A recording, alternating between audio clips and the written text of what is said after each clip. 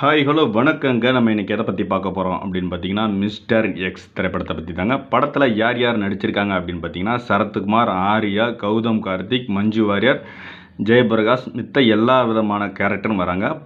படத்துடைய கதை என்ன அப்படின்னு சொல்லி கேட்டிங்கன்னா, அந்த காலத்தில் வந்து ஒரு அணுகுண்டு வந்து ஒரு தயாரிக்கிறாங்க. தயாரித்து இமயமலையில் போய் பரிசோதனை செய்யலான்னு சொல்லிட்டு மேலே ஏறுறாங்க. மேலே ஏறின உடனே பார்த்தீங்கன்னா, இமயமலை பனி சரிய ஆரம்பிச்சிருது. போன எல்லாருமே இறந்துருந்தாங்க. அந்த அணுகுண்டும் அந்த மலைக்குள்ள மறைஞ்சிருது. அதை தேடி நிறைய அமைப்புகள் போகிறாங்க கிடைக்க மாட்டேங்கி ஒரு கட்டத்தில் வந்து அந்த அணு இது வந்து கிடைச்சி அதை வந்து செயலிழக்க வச்சாங்களா இல்லை பொதுமக்கள் மீது போட்டு வன்முறையாக்குனாங்களா அப்படிங்கிறதாங்க அந்த படத்தோடைய கதை. படம் அவங்களுக்கு ஆரம்பிக்கும் போதே பார்த்தீங்கன்னா நல்லா விறுவிறுப்பாக ஆரம்பிக்குது. ஃபஸ்ட்டு எடுத்தோடனே ஆர்யா வர்ற சீன் எல்லா சீனுமே நல்லா விறுவிறுப்பாக இருக்குது. அடுத்து அவங்களுக்கு காதலியாக வர்றாங்க, அந்த கேரக்டரும் நல்லா ஒர்க்கிங் ஆகிருக்கு.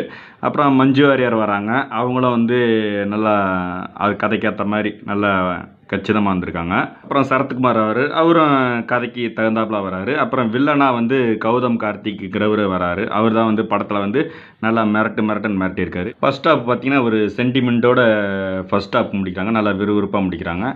செகண்ட் ஹாஃபும் பார்த்தீங்கன்னா நல்லா விறுவிறுப்பாக இருக்குது. என்ன ஒன்றுனா லாஜிக் பார்க்கக்கூடாது. ரொம்ப லாஜிக் பார்த்தோம்னா படத்தில் வேலைக்கு ஆகுது. ஆனால் அதையும் ஃபஸ்ட்டே வந்து சொல்லிடுறாங்க. இந்த மாதிரி இது வந்து கற்பனை கதை அப்படிங்கிற மாதிரி சொல்லி நம்ம படத்துக்குள்ளே கூட்டிகிட்டு போகிறாங்க. அதனால் வந்து அதையும் நம்ம குறை சொல்ல முடியாது. மொத்தத்தில் இந்த படம் எப்படி இருக்குது அப்படின்னு சொல்லி கேட்டிங்கன்னா, நல்ல ஆக்ஷன் வேணும் அப்படின்னு சொன்னிங்கன்னா தாராளமாக நம்பி இந்த படத்துக்குள்ளே போகலாம். ஏன்னு கேட்டிங்கன்னா அவ்வளோ ஆக்ஷன் வந்து கொட்டி கிடக்கு.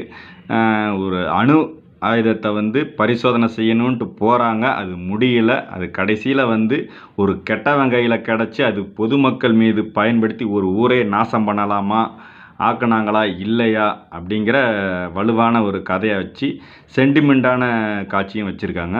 அதனால் வந்து நல்ல ஆக்ஷன் வேணும்னீங்கன்னா உங்களுக்கு நல்லா பிடிக்கும் இந்த படம்.